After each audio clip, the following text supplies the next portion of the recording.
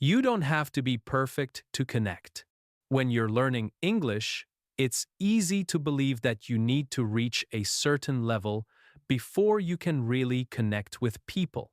You tell yourself, once my grammar is perfect, then I'll have real conversations. Or, when my accent improves, then I'll feel comfortable speaking. Or, after I learn more vocabulary, then I'll be able to express myself properly. But while you're waiting to be perfect, you're missing out on something important. You're missing out on connection.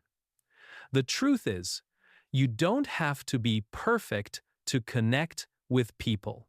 You don't need flawless English to have meaningful conversations, to make friends, to share ideas, or to be understood. In fact, some of the deepest connections happen not despite our imperfections, but because of them. Today, I want to talk about why perfect English isn't necessary for real human connection, and how you can start connecting with people right now, exactly as you are. Let me tell you about a moment that taught me this lesson. Several years ago, I was traveling in Japan. I don't speak Japanese well. I know maybe 50 words, basic phrases like hello, thank you, excuse me. That's it. One evening, I was lost in a small neighborhood in Tokyo, trying to find my hotel. I was looking at my phone, clearly confused, when an elderly woman approached me. She started speaking to me in Japanese, asking if I needed help. I said sumimasen, which means excuse me or sorry, and tried to explain in very broken Japanese that I was lost. She didn't speak any English. I didn't speak any real Japanese. By all logic, we shouldn't have been able to communicate. But we did. She looked at my phone, saw the address I was trying to find. She gestured for me to follow her. As we walked, she pointed at things and said their names in Japanese. I repeated them, probably terribly. She smiled. I pointed at things and said their names in English. She repeated them, also probably terribly. We both laughed. She asked me questions I didn't understand, and I answered with gestures and facial expressions. I asked her questions she didn't understand, and she did the same. When we reached my hotel, about 15 minutes later, she bowed. I bowed. She patted my arm in a grandmotherly way. I said, "Arigatou gozaimasu." Thank you very much, probably with terrible pronunciation. She said something in Japanese that I'm sure was kind, and then she left. I never saw that woman again. I don't know her name. We barely shared a common language. But that was one of the most memorable connections I made during that entire trip. Why? Because it wasn't about perfect communication. It was about two human beings trying to understand each other, to help each other, to connect. It was about kindness, patience, and the willingness to meet someone where they are. That experience taught me something important.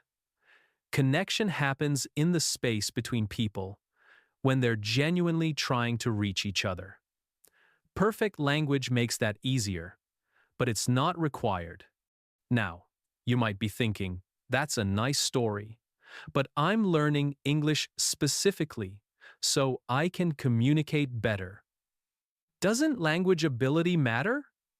Yes, of course it matters.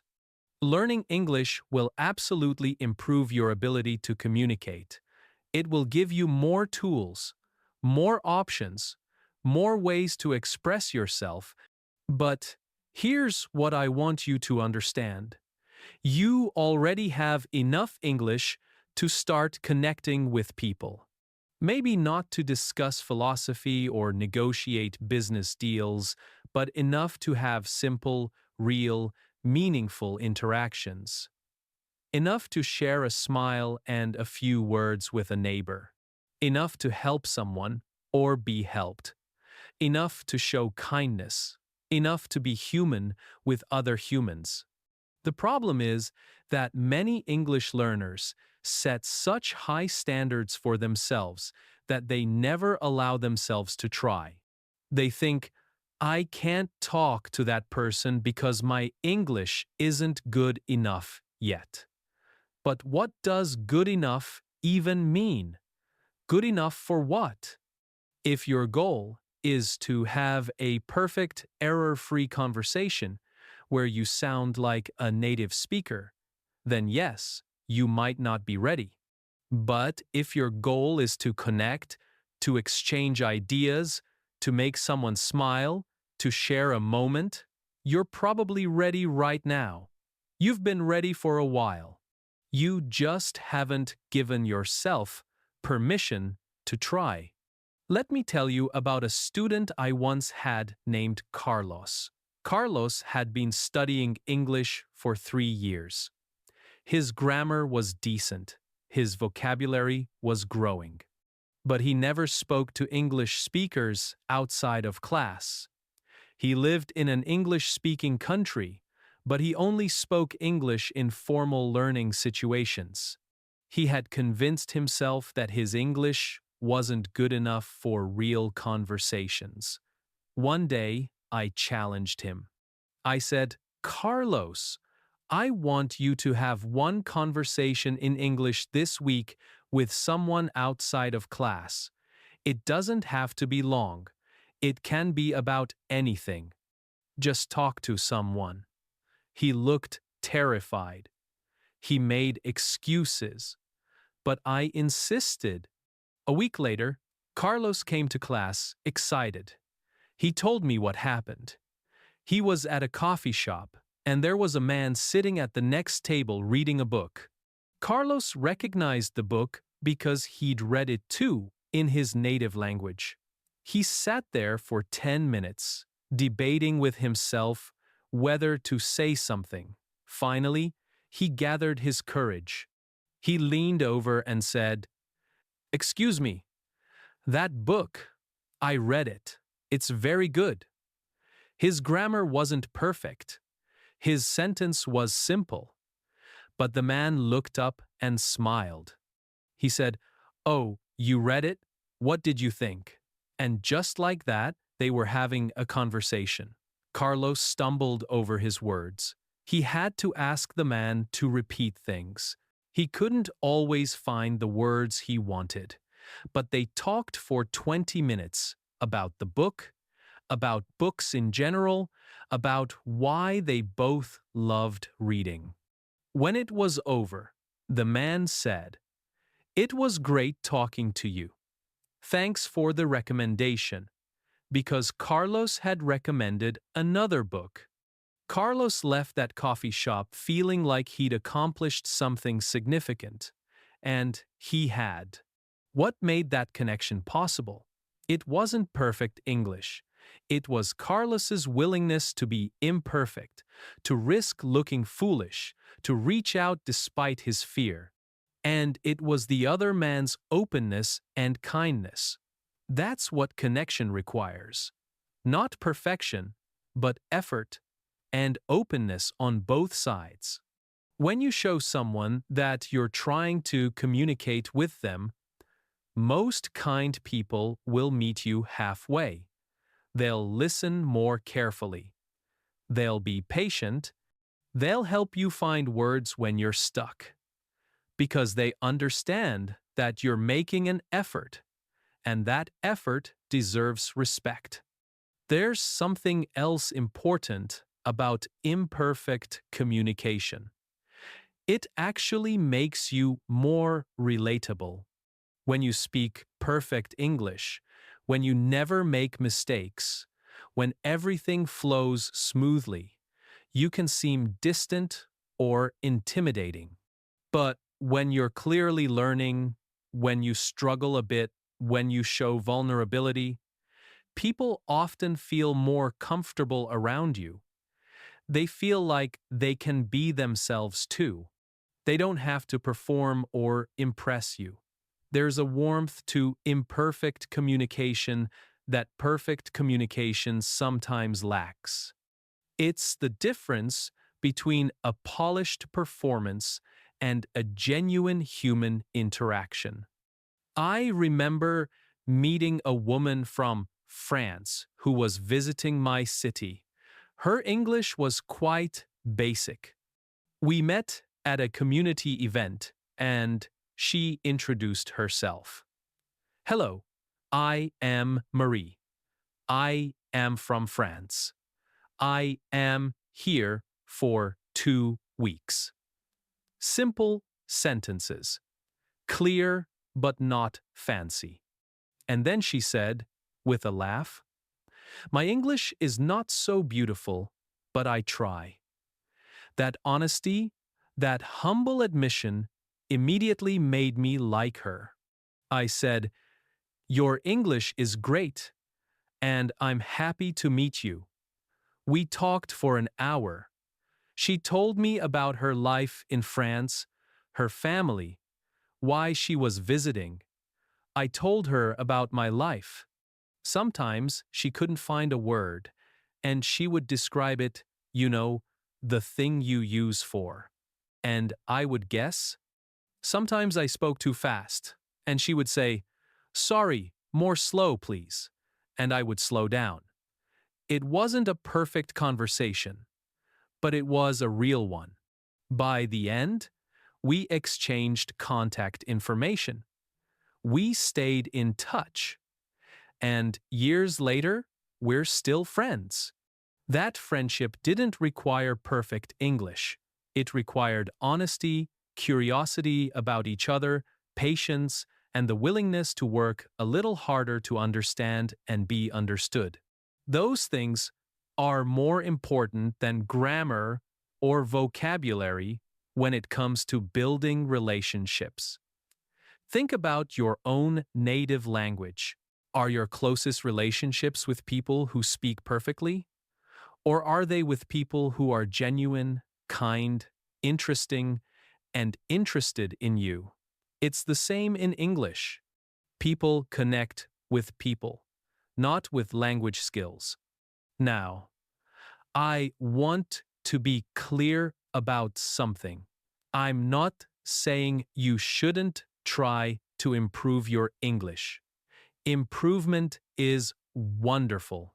The better your English gets, the more you can express, the more nuanced your conversations can be, the more opportunities open up to you. Keep studying, keep practicing, keep growing. But don't wait until you're perfect to start connecting. Don't put your life on hold until your English reaches some imaginary standard. Start now, with the English you have today. Because every day you wait is a day you could have had a conversation, made a friend, learned something, shared something, connected with someone. Here's a practical way to think about it. Connection happens at different levels. At the most basic level, you can connect through simple, present moment interactions.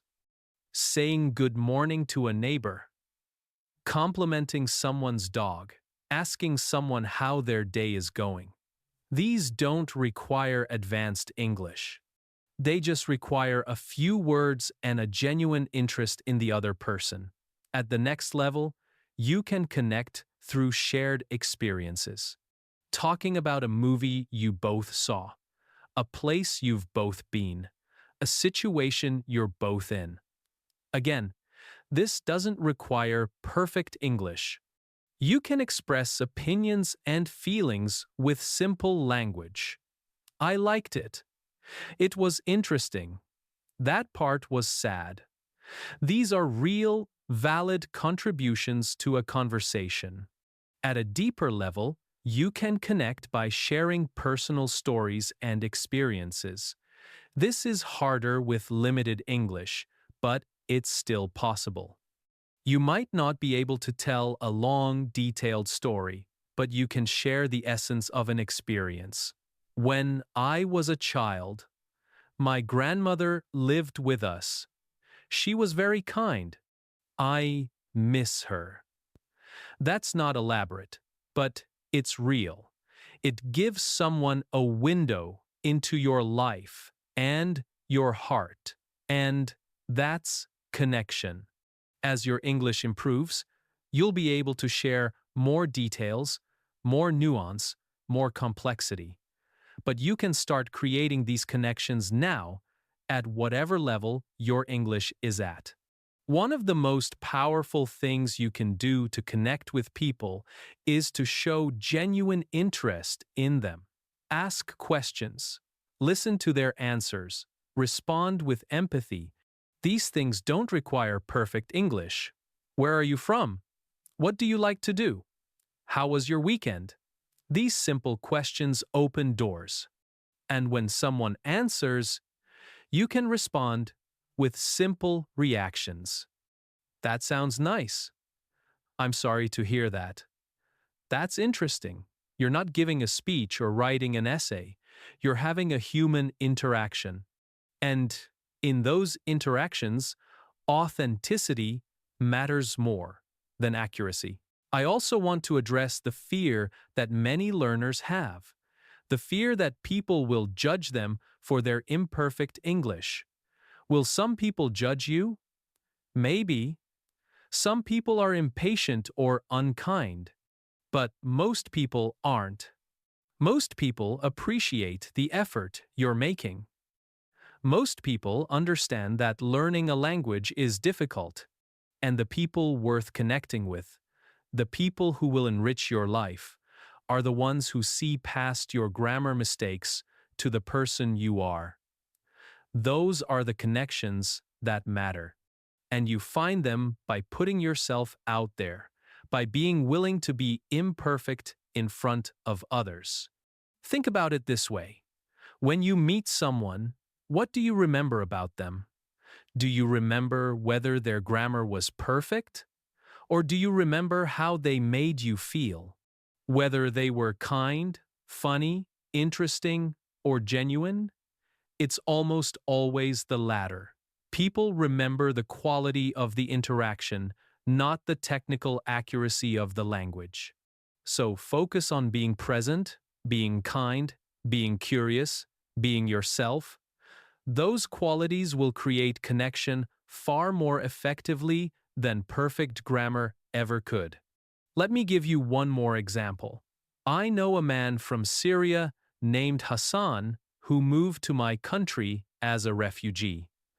When he arrived, he spoke almost no English, just a few words. He was placed in a small apartment in a neighborhood where he didn't know anyone.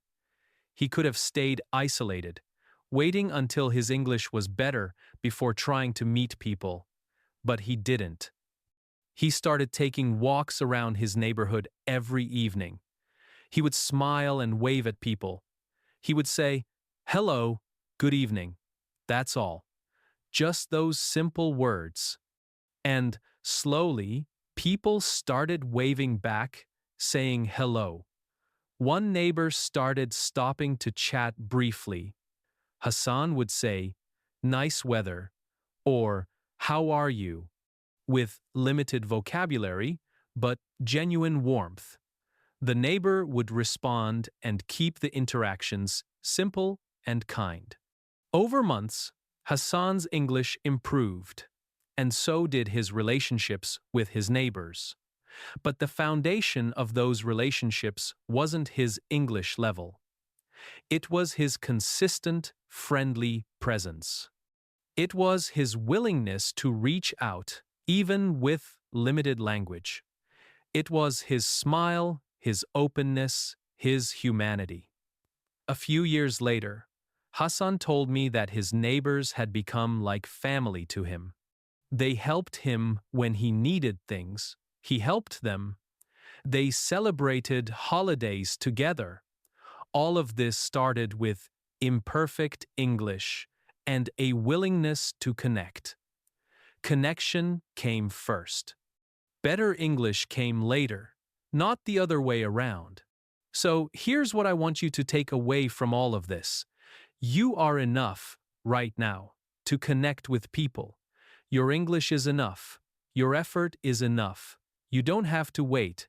You don't have to be perfect.